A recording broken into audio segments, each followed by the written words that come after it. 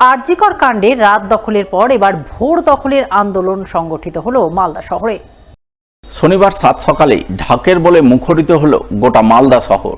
তবে উৎসবের নয়, উৎসবের ঢাকের তালে তালে প্রতিবাদে সোচ্চার হলেন মালদা শহরবাসী। মহিলা, পুরুষ, যুবক, যুবতী, বিভিন্ন স্কুল কলেজের ছাত্রছাত্রী সকলে মিলে আরজিকরের নারকীয় হত্যালীলার বিরুদ্ধে ধিক্কার মিছিল করলেন মালদা শহরের বুকে। মিছিলের মাঝে শহরের নেতাজি মোড়ে এবং ইংরেজবাজার থানার সামনে মানববন্ধন রচনা করে জোরদার বিক্ষোভ দেখালেন আরজিকরে ন্যায় বিচারের দাবিতে।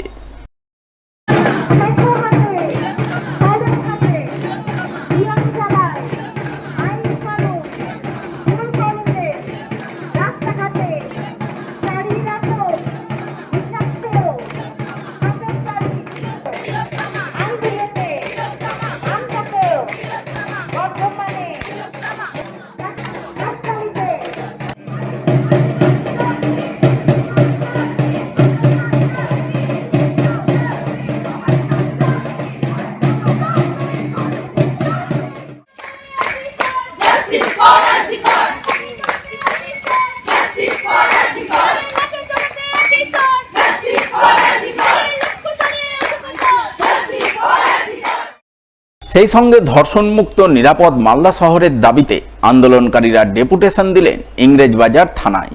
শনিবার সাত সকালে এমনই অভিনব ভোট দখলের আন্দোলন চাক্ষুষ করলেন মালদাবাসী।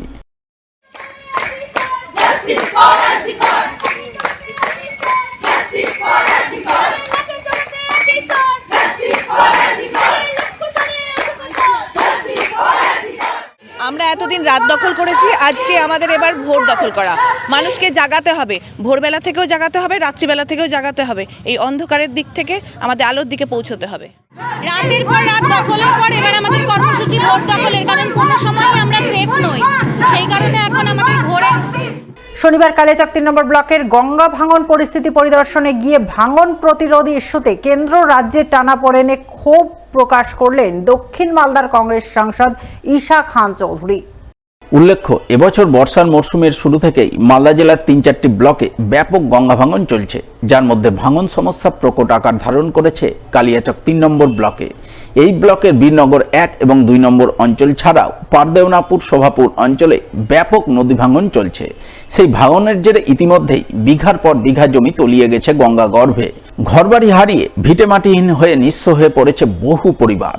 ভাঙন কবলিত এলাকার মানুষ কেন্দ্র এবং রাজ্য দুই সরকারের কাছেই ভাঙন রোধের দাবি জানিয়ে আসছেন দীর্ঘদিন ধরে, কিন্তু ভাঙন প্রতিরোধের কাজ হচ্ছে না। তার পরিবর্তে ভাঙন রোধের ইস্যুতে কেন্দ্র এবং রাজ্যের মধ্যে চলছে টানাপোড়েন, দোষারোপ পাল্টা দোষারোপের খেলা। এই অবস্থায় শনিবার কালিয়াচক 3 নম্বর ব্লকের বীরনগর 1 এবং 2 নম্বর অঞ্চলে এবং পারদেওনাপুর, শোভাপুর অঞ্চলে ভাঙন পরিস্থিতি পরিদর্শনে যান দক্ষিণ মালদার কংগ্রেস সাংসদ ঈশা খান চৌধুরী। তিনি ভাঙন কবলিত এলাকা ঘুরে দেখেন, কথা বলেন এলাকার সাধারণ মানুষজনের সঙ্গে। পরে তিনি সংবাদ মাধ্যমের মুখোমুখি হয়ে বলেন, ভাঙন প্রতিরোধ করতে হলে কেন্দ্র এবং রাজ্য দুই সরকারকে এগিয়ে আসতে হবে। আগের মতো ফরাক্কা ব্যারেজ প্রকল্পের অধীনে ফরাক্কা ব্যারেজ থেকে আপ এবং ডাউন স্ট্রিম মিলিয়ে মোট 120 কিলোমিটার এলাকার ভাঙন প্রতিরোধের দায়িত্ব নিতে হবে কেন্দ্রীয় সরকারকে। এছাড়াও ভাঙন প্রতিরোধের কাজ করতে হবে আধুনিক প্রযুক্তিকে কাজে লাগিয়ে, তাহলেই দীর্ঘদিনের ভাঙন সমস্যার মোকাবিলা সম্ভব, নচেত নয়। কালিয়াচক 3 নম্বর ব্লকে এসেছি। আমি এসেছি এর জন্য ভাঙন দেখার জন্য, যেখানে ভাঙনের সমস্যা আছে। প্রতি বছরে এই টাইমে ভাঙনের সমস্যা হয়। জনগণের কাছে আমি এসেছি জানতে কি আপনার কোথায় কোথায় আর কি সমস্যা হচ্ছে ভাঙনের সময়।